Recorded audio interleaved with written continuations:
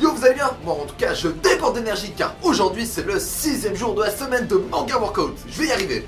Et je pense que le dernier jour ça sera un live.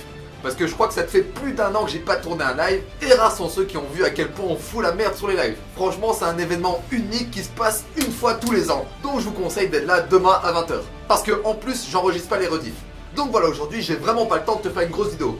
Donc je te propose de te parler d'un anime que j'ai découvert cette saison et qui envoie vraiment du steak. Au début il me cassait un peu les couilles, mais maintenant je te jure que c'est un animé à la manga workout. Il a toutes les valeurs qu'on veut. D'ailleurs, si t'as découvert des animés cette saison qui tu penses ont du potentiel ou pour intéresser les gens, balance dans les commentaires. Je sais qu'il y en a 2-3 qui sont vraiment pas mal. Alors j'espère que t'es prêt parce que ça commence...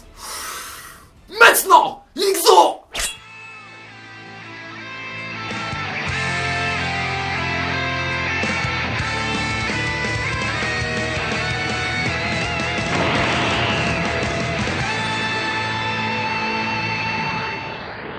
Avant de commencer mon résumé, faut que je te dise que je déteste tous ces putains d'animés de magie. C'est vraiment un truc que j'arrive pas à accrocher. Mais justement, cet animé parle de magie et je me suis retrouvé dedans parce que vous avez été nombreux à me le spammer et au final il s'avère que c'était une bonne chose. Donc voilà, je peux commencer mon petit résumé. C'est parti.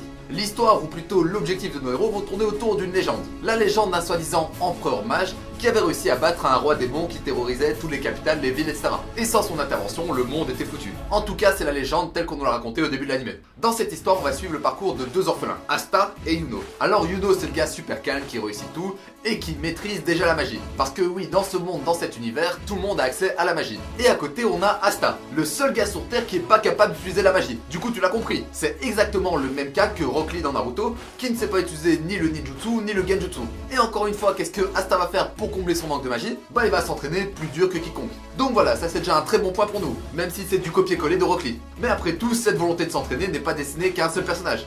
Donc on va voir par la suite. Par contre, le souci qu'on va avoir avec ce personnage, c'est que c'est un gars qui gueule tout le temps. Il sait pas parler sans crier.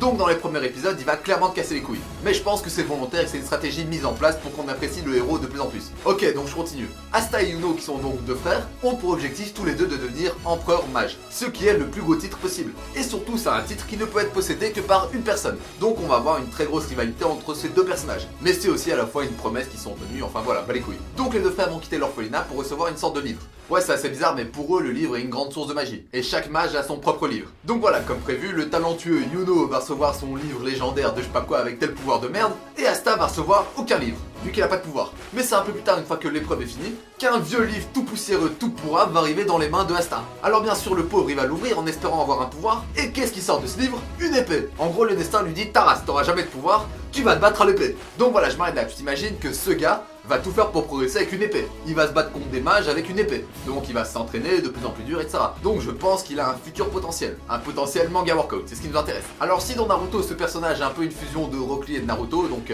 la détermination de Rock Lee et le fait qu'il gueule comme un attardé comme Naruto, on peut aussi identifier ce personnage à Midoriya, dans My Hero Academia. À la base, c'est tous les deux gars qui ont pas de pouvoir, et au final, ils se retrouvent avec un des trucs les plus trafiqués de l'anime. Donc pour moi, Asta, c'est plus un Midoriya qu'un Rock Lee. Parce que Rock Lee s'est retrouvé baisé jusqu'au bout. Mais bon voilà, je pense que ce personnage, parce que le reste de l'univers, encore une fois, je m'en bats les couilles, mais ce personnage a du potentiel. Parce que j'imagine que par la suite, il va arrêter de gueuler, il va devenir plus sérieux, mais qu'il va garder sa détermination, sa volonté de s'entraîner, et c'est ça qu'on kiffe. D'ailleurs, ce qui est super cool, c'est qu'on voit plein de parties sur son entraînement, et qu'on voit aussi plein de parties sur les muscles, sur les veines, enfin voilà, c'est assez stylé. Bref, je t'en dis pas plus, il faut absolument que tu découvres cet anime. Pour l'instant, à l'heure où je te tourne, il n'y a que 6 épisodes. Et c'est le 6ème qui a réussi à me convaincre à te faire cette vidéo. Parce que je t'avoue que pendant les 4 premiers épisodes, je voulais pas t'en parler, je m'en battais les couilles. Mais c'est que maintenant que je me suis rendu compte que cet animé a un potentiel, et un potentiel manga workout. Je pense que dans quelques épisodes, ça va me faire kiffer. Et peut-être que cet animé va atteindre des sommets. On verra bien. Moi en tout cas, je mise dessus. Donc regardez cet animé, il n'y a pas beaucoup d'épisodes, en plus on est le week-end, et dites-moi ce que vous en pensez. Donc voilà, en attendant la prochaine vidéo qui sera un live, je l'espère, mange bien, dors bien et entraîne-toi bien. Sur ce, Jarana!